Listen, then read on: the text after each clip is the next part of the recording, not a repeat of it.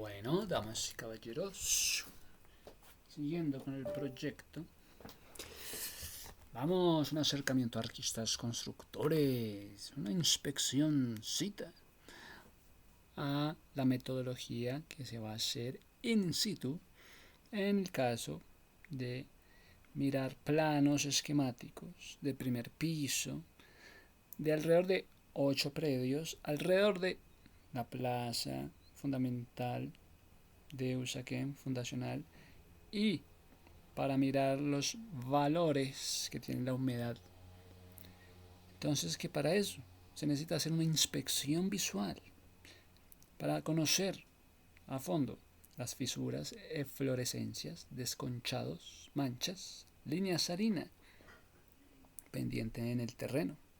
Para eso hay unos instrumentos de medición que ya conocemos. Higrómetro ambiental, sí, para conocer de contacto y sin contacto.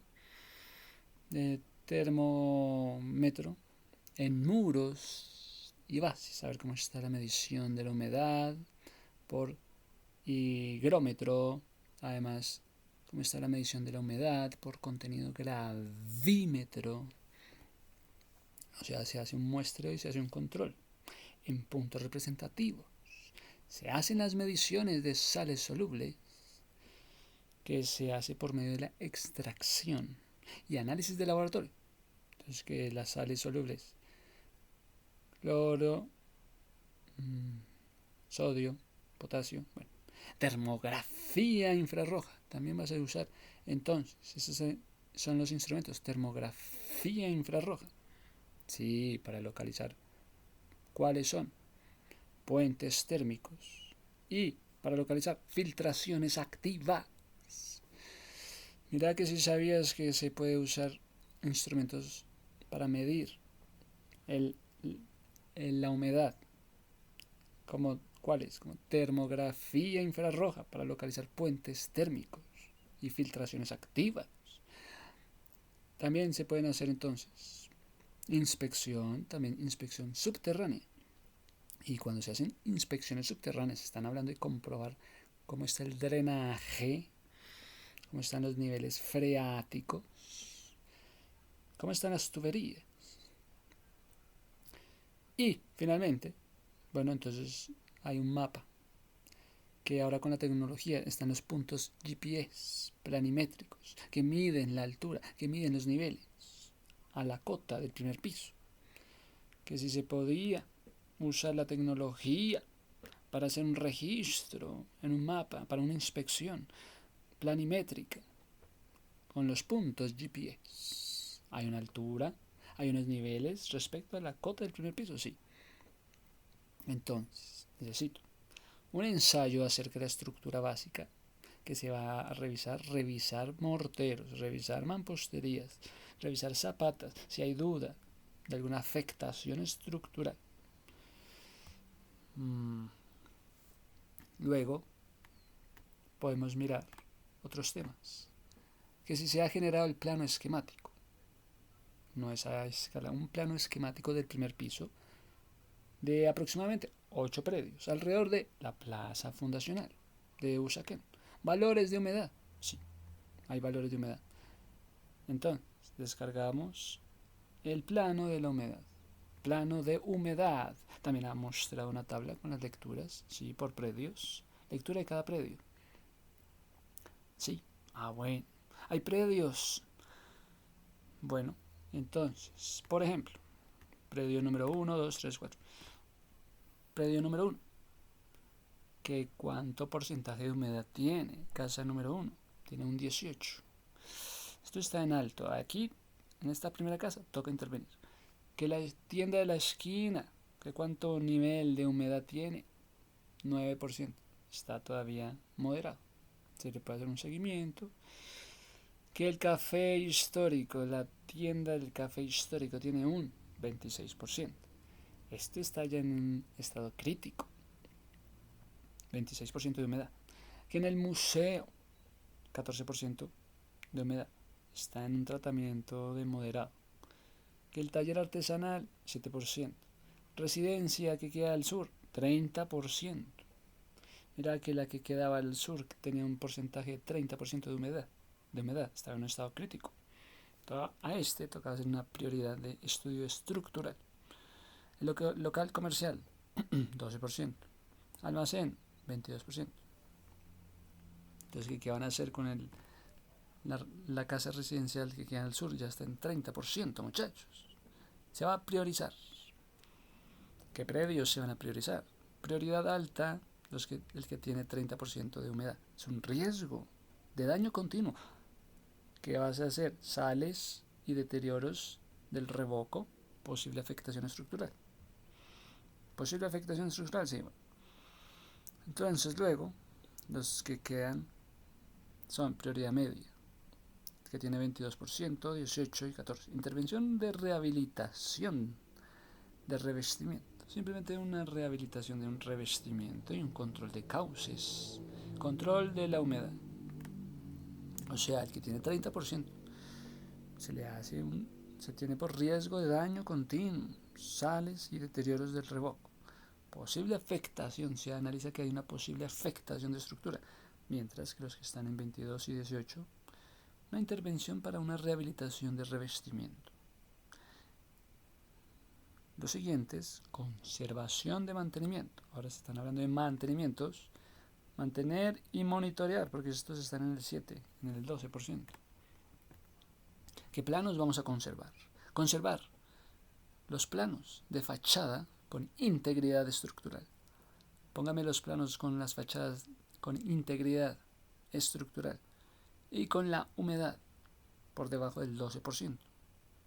Una conservación mínima, limpieza de eflorescencias, rejuntado con morteros compatibles, con protección de cornisa. Entonces, ¿qué? A esta idea de limpiar las eflorescencias rejuntando con morteros compatibles y una protección de cornisas. Bueno, interesante que me digas lo de cornisas. ¿Qué son entonces las cornisas? Siendo que se está pensando en rejuntar mortero compatible. Protección de cornisas. Cornisas. Una cornisa es un elemento arquitectónico horizontal que actúa como remate en la parte superior del edificio, puerta o ventana, esa cornisa, y que también puede referirse a una faja estrecha en el borde de un precipicio o una formación de nieve en la cresta de una montaña. Sí, una cornisa. En construcción suele ser una moldura decorativa que cumple funciones prácticas. Mira que si la tejita, la cornisa tenía una función de ser, como proteger la fachada de la lluvia, disimular imperfecciones entre el techo y la pared. Pues sí, mira las molduras decorativas de la cornisa en su ubicación que está superior en el edificio, diseñado para rematar el muro y a menudo proteger la fachada. Que si piensan en construcción de interiores, es una moldura decorativa que se coloca en la unión entre el techo y la pared. Sí, ayudando a ocultar, se ocultan las juntas, se ocultan las grietas, ofrece un acabado estético. Puede ser una faja horizontal, estrecha, al borde de un precipicio, como una carretera de cornisas. Bueno, el tema de las cornisas. Interesante el tema de las cornisas. Entonces, que si podemos pensar en planos de fachadas con integridad estructural y con una humedad por debajo del 12%. Es que se está pensando en una conservación. Se piensa en la limpieza de fluorescencias rejuntando morteros compatibles y protección de cornisas. Ahora vamos a reforzar, ahora vamos a intervenir. Planos con humedad. Ahora los planos que se van a intervenir son los que tienen un porcentaje de 15% de humedad. Requiere retirar el revoco afectado. Retírame ese revoco que está afectado por humedad. Ahora reparamos los cimientos locales del drenaje para hablar temas de drenaje. Y entonces aplicamos el mortero de cal. Gracias, cal, por el mortero. Ahora venimos. ¿Se requiere un estudio estructural, sí o no? Sí. A los planos que tienen que tienen un 25% de humedad. Me le hace estudio estructural. Además de las medidas superficiales, realizamos una evaluación de zapatas. O sea, estudio estructural, revíseme cómo están los zapatos, que diga las zapatas. Muros de cimentación, inyección consolidante, solo si lo indica, me le metes una inyección consolidante, solo si así lo indica la estructura. Entonces la propuesta de intervención van por niveles. La primera fase va máximo 3 semanas. En estas primeras 3 semanas, ¿qué vamos a hacer? Vamos a medir y verificar. Vamos a tomar datos en el perímetro. Se toman datos. Tráiganme el higrómetro. Sí, higrómetro ambiental. Bueno, para hacer el sondeo, sondaje, extracción vamos a hacer el ensayo de extracción de sales y el tema de la termografía. Bueno, entonces se hace el informe del estado del inmueble, del bien y un mapa definitivo de la humedad. Después de la tercera semana, ahora hablamos de las soluciones. Empezamos a hacer soluciones. Fase 1, soluciones, control de agua superficial. Entonces, pensamos en rediseñar las pendientes. Rejillas, limpiamos, reubicamos. Limpia, reubica. Canaletas, para que el agua de lluvia no llegue a los zócalos. Métale entonces canaletas para que el agua de lluvia no llegue a los zócalos. Reparaciones. ¿Soluciones? Sí. Entonces, ¿cuáles son las soluciones mientras llueva?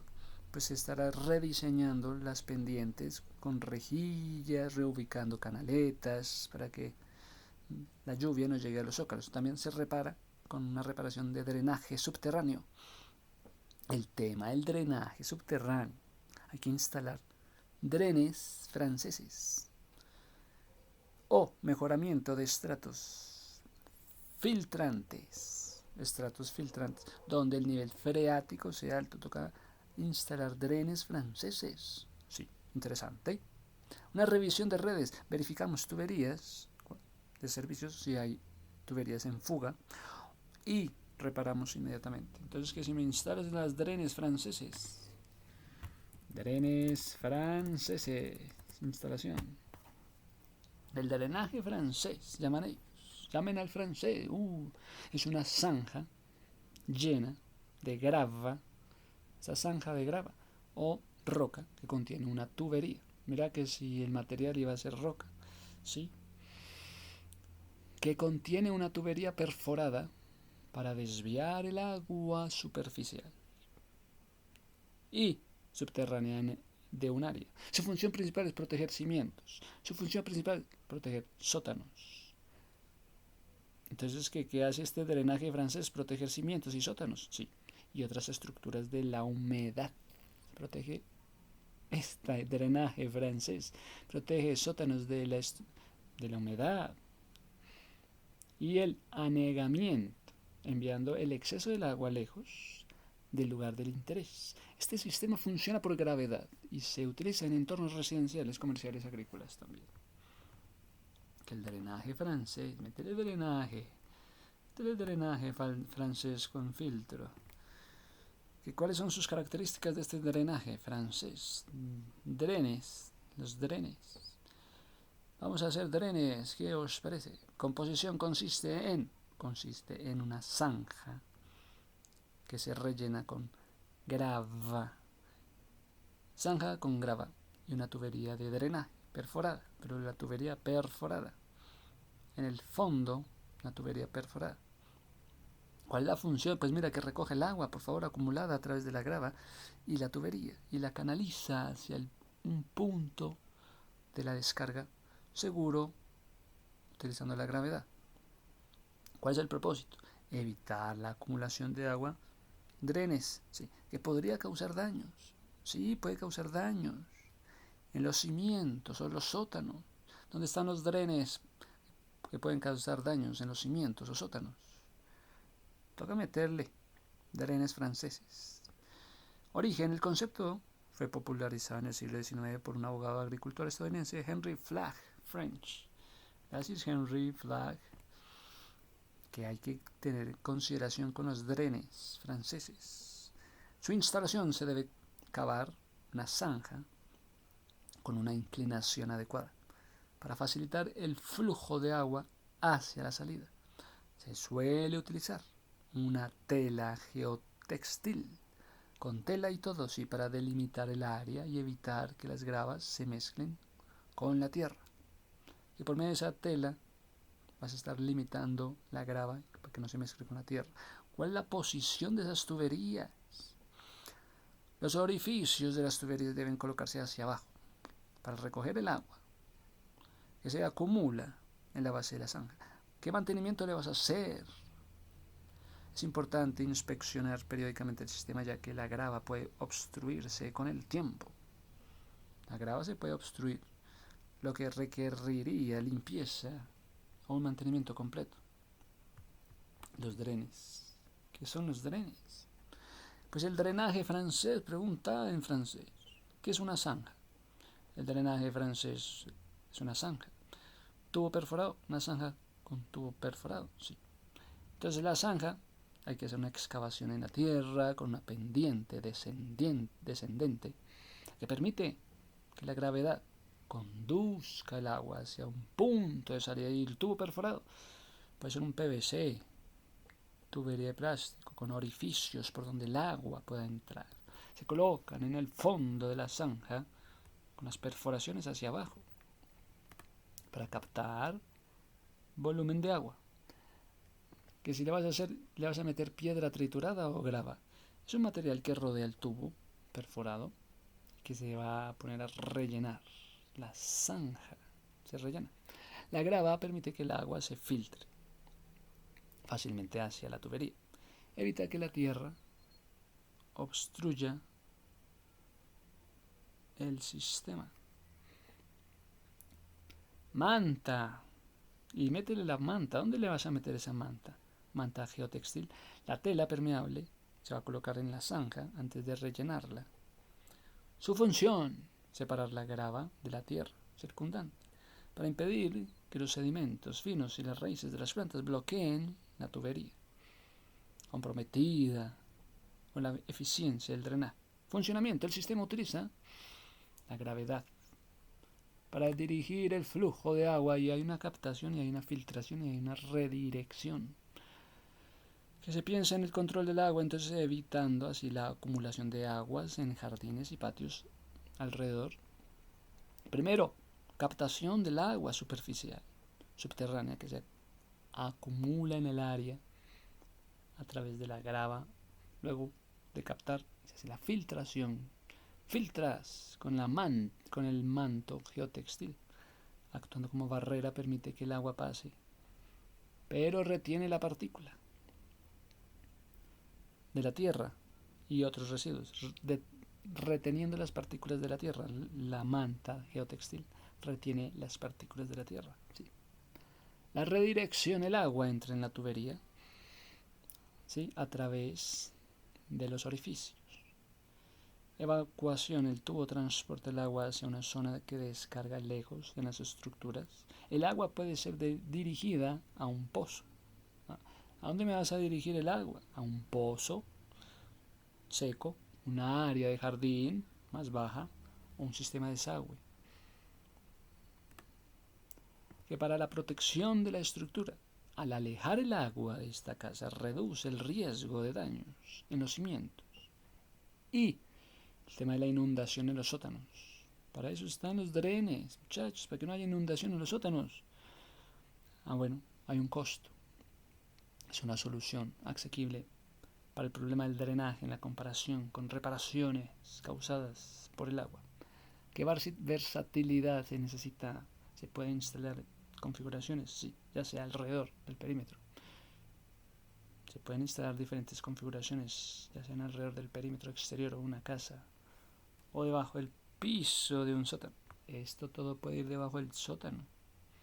Se puede instalar en diferentes configuraciones el dren, ya sea alrededor del perímetro o debajo del piso de un sótano. Están los drenes.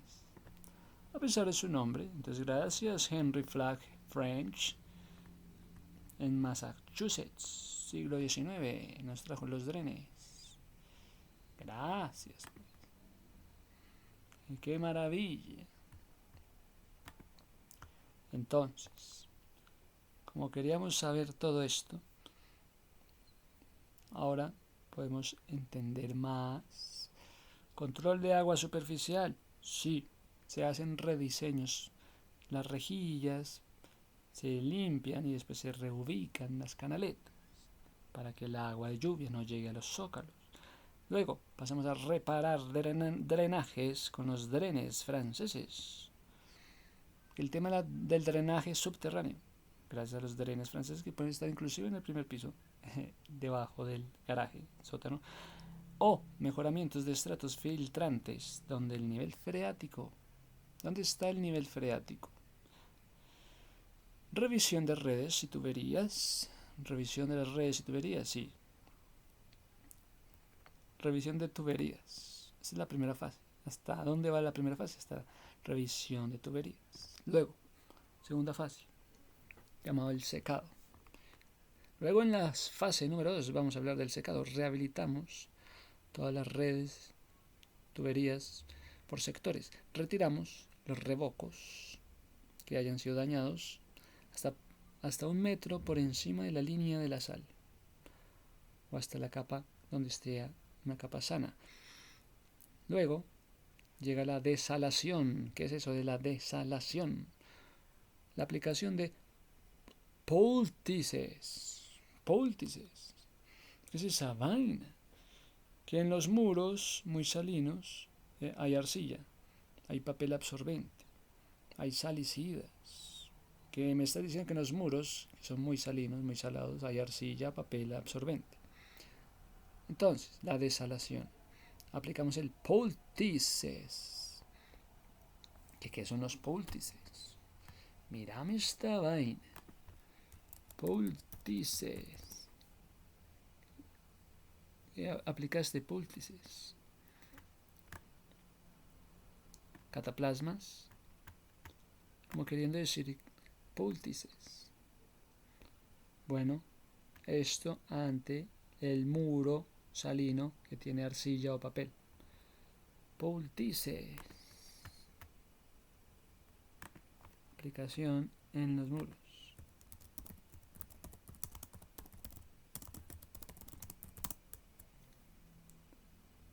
Bueno,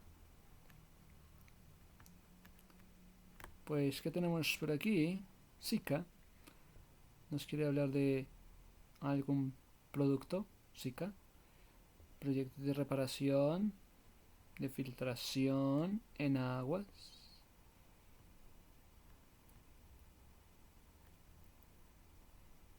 Pues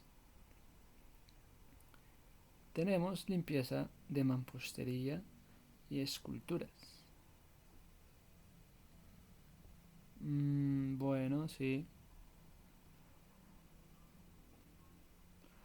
Que sales en albañilería consiste en aplicación de agua en forma de arcilla o papel.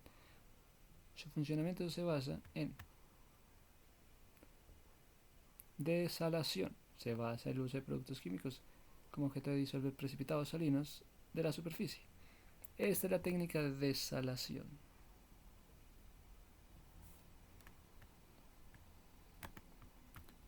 Bueno.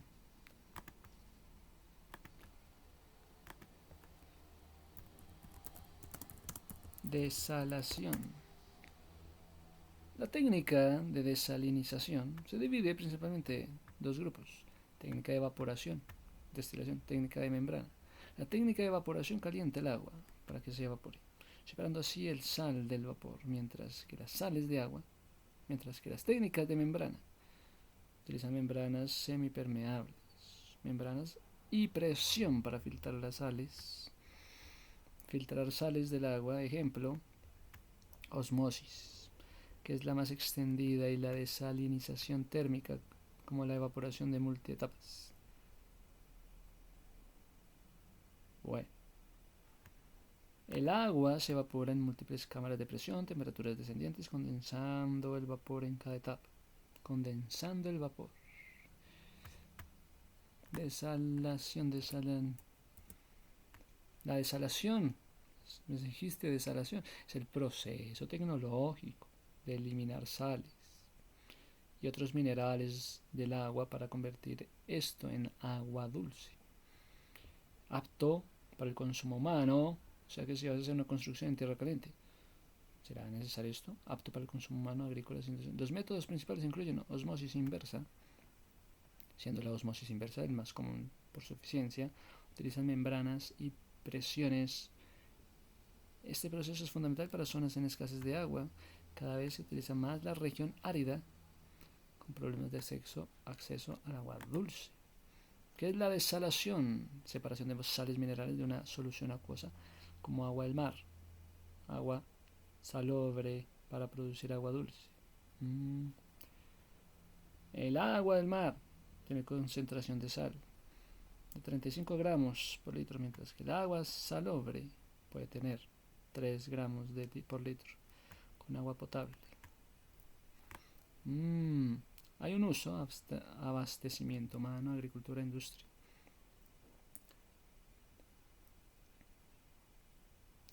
Proveemos agua para procesos industriales. Bueno, muchas gracias. Entonces, ahora, volviendo al tema de la desalación, ya sabemos a lo que se refiere la aplicación de púltices ante un muro de arcilla o de papel absorbente. Repetimos este análisis. Hay un uso controlado de la deshumidificadores de condensación. En locales cerrados y extracción mecánica donde sea apropiado. Entonces en la fase 2 ahora tendremos que usar deshumidificadores de condensación. Deshumidificadores de condensación. Deshumidificadores de ambiente. ¿Qué es un deshumidificador por condensación? Este deshumidificador extrae la humedad del aire mediante su enfriamiento. Mira que es por medio del enfriamiento que se extrae la humedad, por medio del enfriamiento por debajo del punto del rocío, provocando así la condensación con el frío. Este tipo de deshumidificación es muy útil, ya que no fuerza el intercambio del aire entre el interior y el exterior. ¿Cómo funciona este deshumidificador de condensación? Pues funciona según un principio básico de crear una superficie fría donde se condensa la humedad. Se va a condensar la humedad, por eso sale la humedad. Se condensa con frío, incorpora entonces un circuito de refrigeración. Circuito de refrigeración similar a un refrigerador o un aparato de aire acondicionado. Deshumidificador, por favor, ¿qué eres tú? Son dispositivos electrónicos diseñados para extraer el exceso de humedad ambiental del espacio. Entonces, ¿qué es la construcción, digamos, en la costa? ¿Será que se le toca el punto del deshumidificador para extraer el exceso de humedad ambiental del espacio cerrado? Mira todo lo que hay en tecnologías para extraer el exceso de humedad ambiental. Estos aparatos ayudan a regular, mantener niveles de humedad, mejorando así la calidad del aire. ¿Cómo vais a utilizar el deshumidificador para detener la condensación? Pues mientras el deshumidificador esté encendido, mantenga las puertas abiertas. Los deshumidificadores no pueden absorber el aire húmedo con las puertas cerradas. Abrir las puertas ligeramente permite un flujo de aire para que el deshumidificador pueda funcionar. Las paredes orientadas al este reciben menos luz, por lo que son las más afectadas en la condensación. ¿Qué es mejor, ventilar o deshumidificar? Si tienes áreas específicas con problemas de humedad. Tenemos problemas de humedad, ¿qué hay que hacer? ¿Ventilar o deshumidificar? Un deshumidificador podría ser adecuado especialmente en casas antiguas, que sí, que tiene humedad casas antiguas. ¿Qué hacemos? Llámeme al deshumidificador, pero para una solución integral que aborde la humedad y mejore la calidad del aire, un sistema de ventilación. Métele el sistema de ventilación, ¿qué más? ¿Cómo eliminar la humedad de una habitación por condensación? Humedades por condensación. ¿Cómo solucionar esto? Hay un aislamiento térmico para evitar el efecto pared fría. Resolvemos adecuadamente puentes térmicos. Resolvemos ventanas aislantes, limitamos las fuentes internas. Además, ventilación. ¿Qué pasa si se duerme con un deshumidificador? Si es completamente seguro dormir en la misma habitación donde se encuentra un deshumidificador. Si está interesado en un deshumidificador para el dormitorio, el nivel de ruido será de especial importancia. Pues, ¿qué hay que mirar cuando usted tiene un deshumidificador? Es un criterio que se debe tener en cuenta la cantidad de aire húmedo en metro cúbico. ¿Cuál debe ser la cantidad de aire húmedo que debe tener el metro cúbico? Que el deshumidificador es capaz de tratar durante un periodo determinado, por horas. Cuanto más alto, más eficaz el caudal del aire manifiesta la capacidad de renovación del aire. ¿Cuál es la cantidad de aire húmedo que debe haber en un metro cuadrado?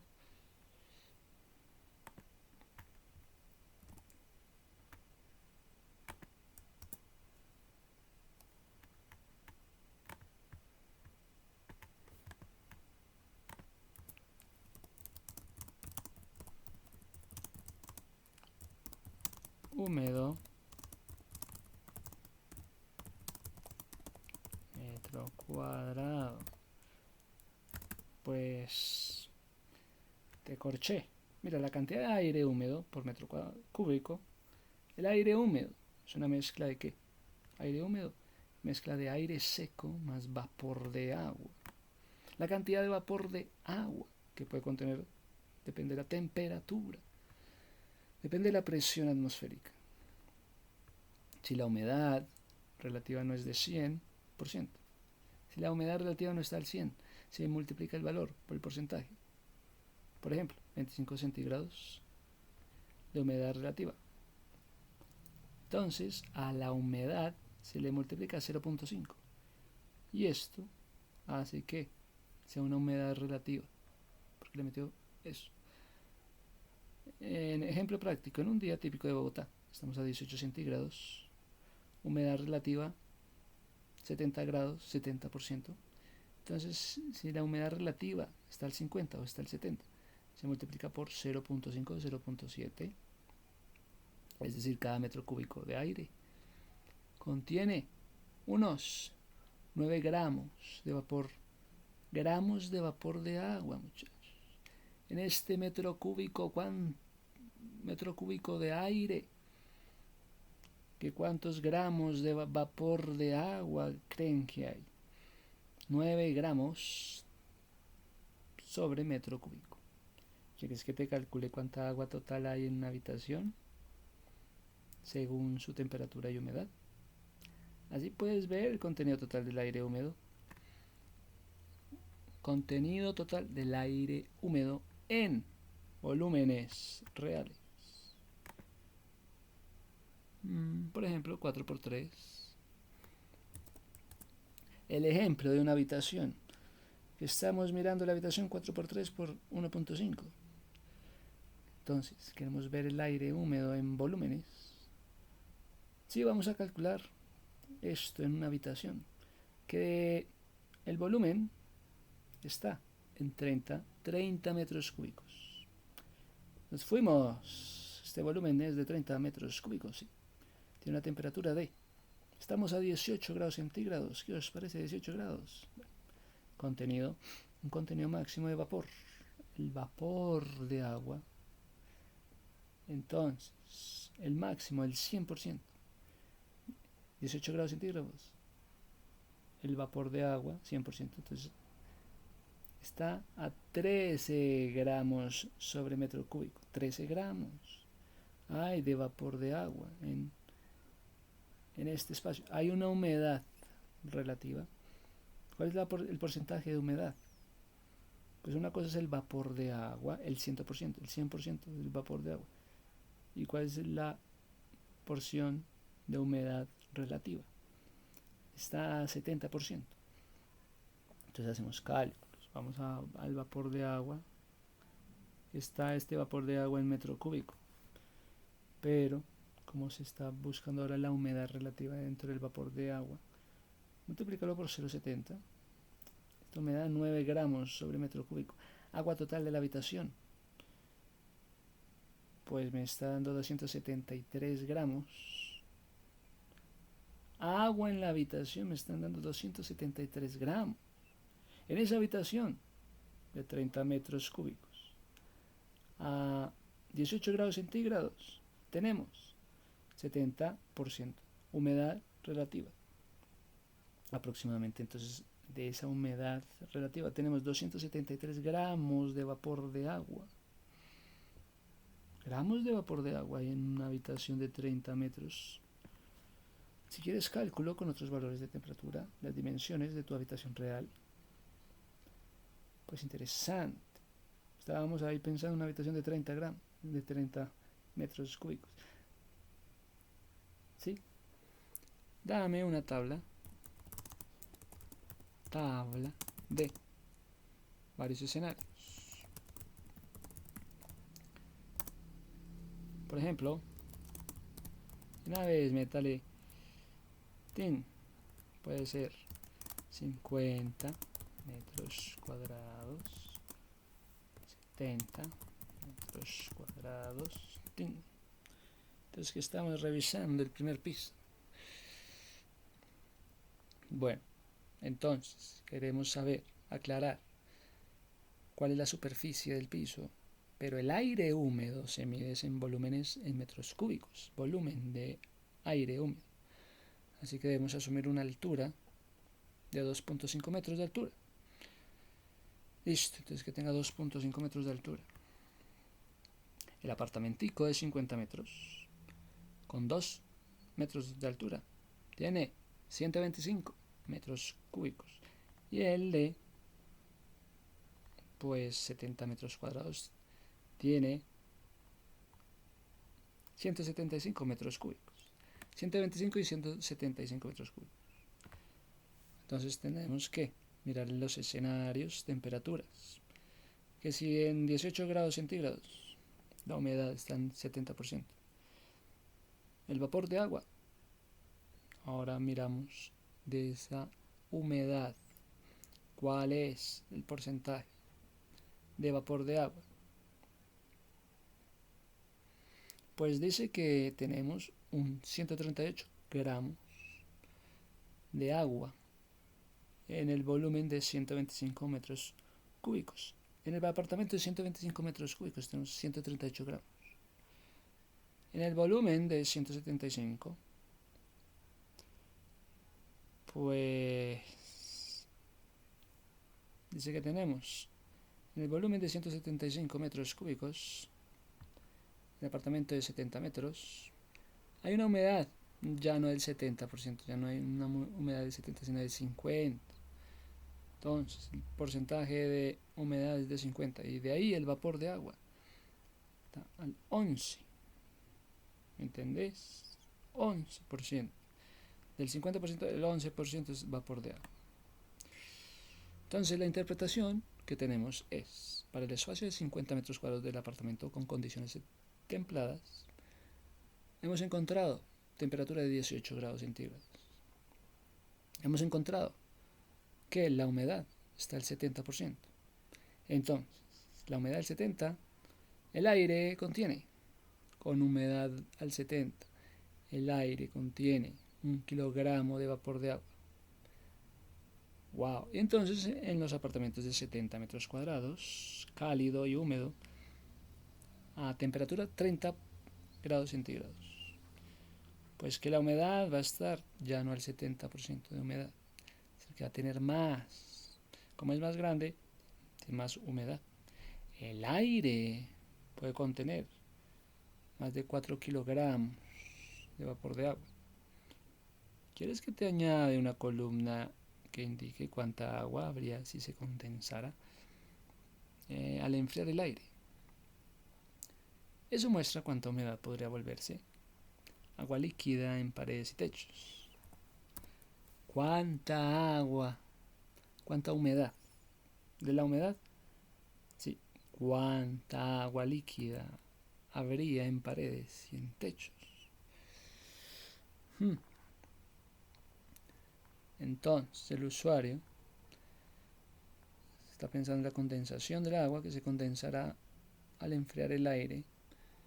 Entonces, ¿cuánta agua se condensará después de enfriar el aire?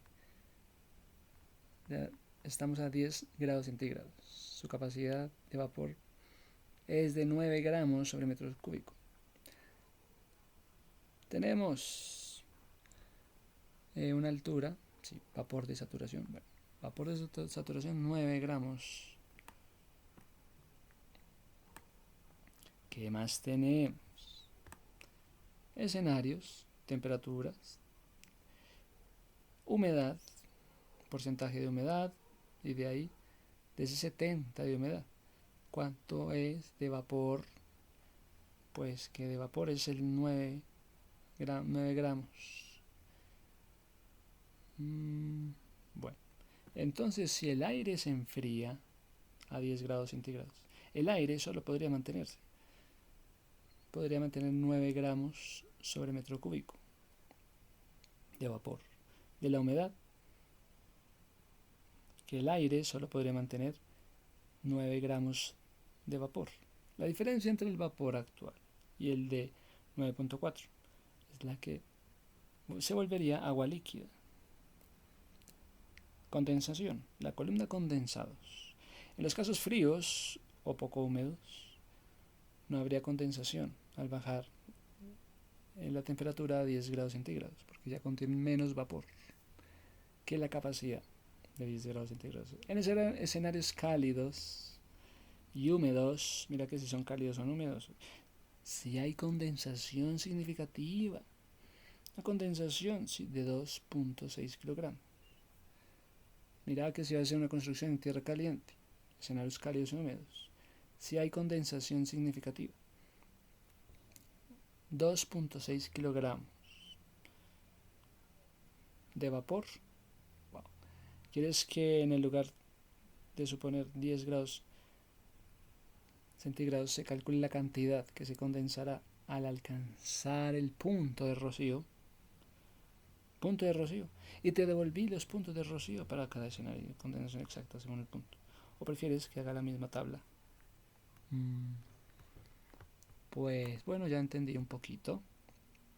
Todo esto antes de empezar la reparación, de echar revoco y pintura a una restauración. Llegaba a la fase 3, entonces llegamos a meterle revoco. Venga, revoco. Vamos a usar mortero de cal. Aérea llaman ellos. The Natural Hydraulic Lime, compatible con mampostería histórica. Mira que hay morteros de cal aérea, compatibles con mampostería pero histórica. En 3 capas: capa de agarre, capa de base de cal, capa de acabado, que es el revoco con textura. Entonces, hay que pensar en evitar morteros cementosos. No puede ser un mortero que no sea compatible. No puede ser un mortero distinto a la cal aérea porque es compatible con mampostería histórica. Hay que evitar los morteros cementosos en capas con fábrica histórica. No son permeables y agravan problemas de humedad. Aplicación de pinturas transpirables. Pintura de cal. Silicato. No pinturas plásticas. No, pinturas transpirables. Métele pinturita transpirable, llamado silicato, o pinturas de cal. Métele pinturita transpirable, silicato. Bueno. Finalmente, después podrían hablar de un reforzamiento estructural, de un mantenimiento y el proceso sugerido para la restauración de revocos. Pues que el reforzamiento estructural solo si es necesario. Hay que meter inyección para consolidar, o morteros estructurales solo después de la evaluación estructural. Hazme la evaluación estructural y miramos si le metemos mortero estructural. Hacemos un reforzamiento localizado de sillas de muros unchos perimetrales, recuperación de cimientos. ¿Para qué? Para la recuperación de los cimientos deteriorados. Sunchos, métele sunchos perimetrales. Y si por favor le metes suncho a esta vaina. Que los sunchos perimetrales son elementos estructurales de hormigón armado que se colocan a lo largo del perímetro de un edificio, ya sea en la base de los muros o en la parte superior. Su función principal del suncho es distribuir cargas, estabilizar estructuras, prevenir fisuras, asentamientos, al proporcionar mayor resistencia, proporcionar rigidez y rigidez a los muros. El suncho. Sí. Las funciones es ayudar a repartir el peso de manera uniforme a través de la estructura, reduce la concentración de tensión. La función es estabilizar, aportar rigidez, especialmente en puntos claves, como lo son las coronas de los muros. Permite soportar cargas en las coronas de los muros, los sunchos. Prevención, estamos previniendo fisuras. Minimizamos grietas, estamos haciendo asentamientos en los muros. Hay una resistencia, mejoramos el comportamiento de la edificación. Resistencia, mejorar comportamiento de la edificación ante movimientos sísmicos. Que los sunchos perimetrales evitamos mejorar, entonces estamos mejorando el comportamiento de la edificación. A este meteré sunchos perimetrales para mejorar el comportamiento de la edificación ante movimientos sísmicos. ¿Cómo es su colocación? ¿Qué materiales? Se fabrica con hormigón armado utilizando varilla de acero corrugado que se atan y sueldan para formar una estructura interna. A este meteré sunchos perimetrales y se pueden colocar en la base de los muros para servir como cimentación o en la parte superior para apoyar las viguetas, apoyando las cubiertas. La instalación consiste en una banda continua de hormigón que se hormigonea manualmente con prefabricados, a menudo después de colocar los marcos de acero. Marcos de acero dentro del encofrado. Este meteré sunchos perimetrales para que ayude a mejorar el comportamiento de la edificación.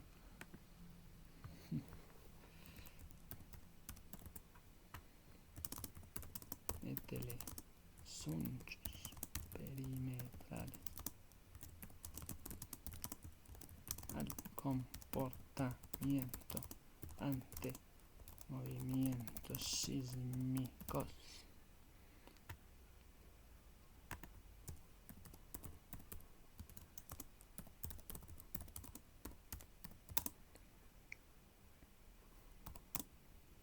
Sunchos perimetrales para que se apoyen en los muros o en la parte de arriba. Comportamiento ante movimientos sísmicos, apoyándose en la base de los muros o en la parte superior.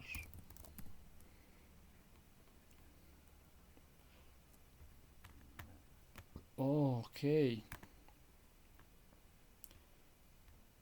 A menudo van después de colocar el marco de acero dentro del encofrado. Marco de acero. Después de la colocación del marco de acero. Después. Colocación del marco de acero. Ok. Entonces que los sunchos con ustedes. Pues que viene a ser una banda de hormigón que se construye a lo largo del borde de una estructura para reforzarla. Es un refuerzo para que la estructura, para reforzar la estructura, para que actúe refuerzo una banda de refuerzo. Para reforzar, atar muros, para atar los muros y distribuir las cargas de manera uniforme. ¿En serio? Sí. Todo eso hace un suncho perimetral. Aporta ayuda a toda la estructura. Se comporte como un conjunto sólido y compacto. No, a este ya le metieron suncho perimetral para ayudar aportando monolitismo, forjados y muros.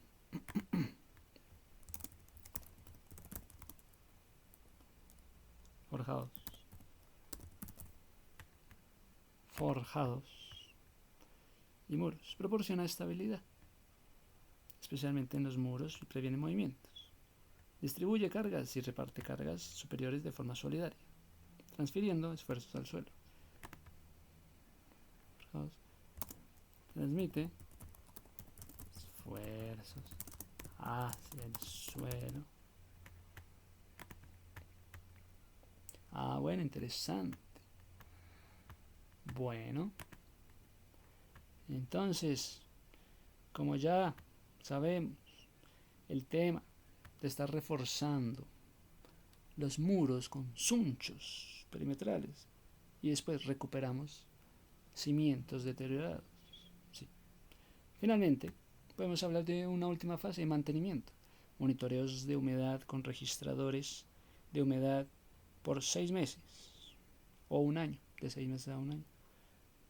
En 3 puntos críticos, los 3 puntos más críticos, métale monitoreo por 6 meses o un año. Plan de mantenimiento va de 6 meses a un año. Limpieza, canaletas, revisión, juntas, control de vegetación.